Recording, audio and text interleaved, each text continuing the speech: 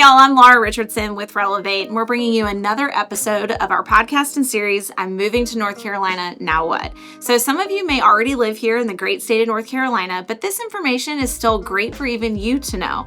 If you are looking for a home and you see these two words, flood zone, we've got some details that you need to pay attention to. So today's video is basically understanding how does being in a flood zone matter in the long run and in your home search.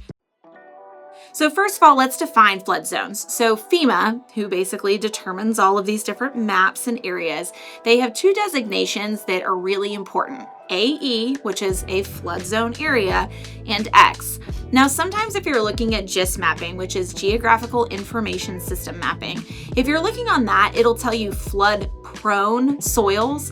That's a little different than actually being in a flood zone. Flood zone means you're probably going to have to carry flood insurance if you have a structure or dwelling that falls within that area.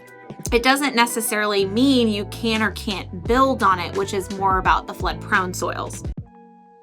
So the second thing is understanding that in the last couple of years, FEMA revamped their system that works in conjunction with homeowners insurance. And it was called Flood Mapping 2.0, so Risk Management 2.0. It basically was a great change that reevaluated how homes were required to have or possibly not have flood insurance. What they were finding is that there were homes that might be in 100 or 1,000 year floodplain that were being required to carry insurance, and the area had never flooded before. So they kind of figured, we don't need to carry flood insurance on these properties. Let's remove that.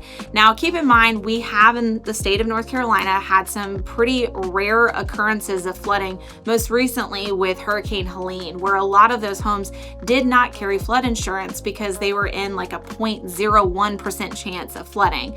Obviously, we do have anomalies like that and have really terrible situations that can come from it, but we're generally talking about your normal, typical scenarios where flood zones exist, okay? So this is more broad spectrum than those isolated events.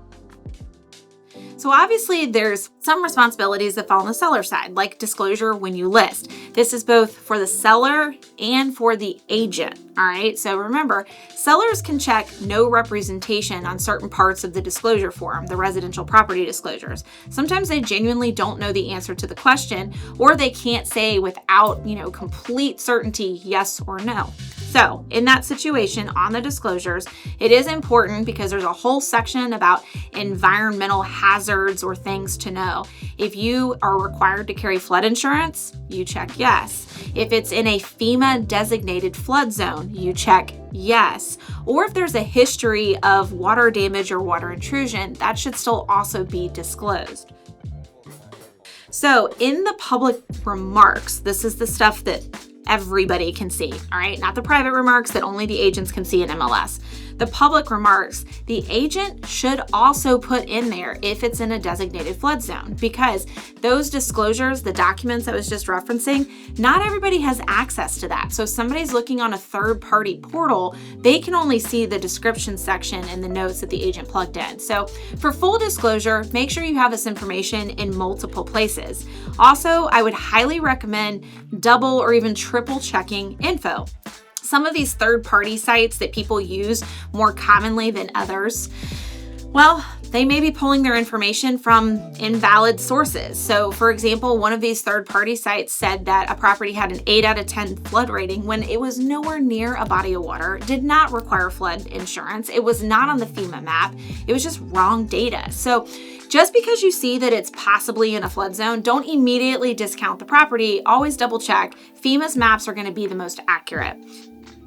So one of the other things too is if a seller says in a flood zone but not required to carry insurance, it is really important that you dive into that a little bit more. I have seen where people have paid off their homes or they bought it in cash, so it wasn't tied to a lender in situation where homeowners insurance would be readily required in order to close the opportunity here, to close that contract. So don't be thrown off by that language because it doesn't mean that you might not have to carry flood insurance. Always double check with your own homeowner's insurance person. So for a buyer, does this even matter to you? Do you care that it's in a flood zone? Do you care about the extra cost? Secondly, with the cost, Always find out what that's going to be, because it could be a few $100s extra in mortgage payment that you're going to have to be responsible for in order to cover that insurance. And then also ask the sellers what info they have. Do they have an elevation certificate? Is there a clue report where maybe there's been a history of water intrusion or damage? Also, is the flood zone on the house or is it just on the land? Sometimes we've seen rather large properties that might be on 7 acres and the back portion of the acreage is waterlogged soils because it backs up to a stream or a river or whatever, but the home itself is not in the flood zone. So that also can impact whether or not you have to carry flood insurance. Again, this should be covered under the Risk Management 2.0.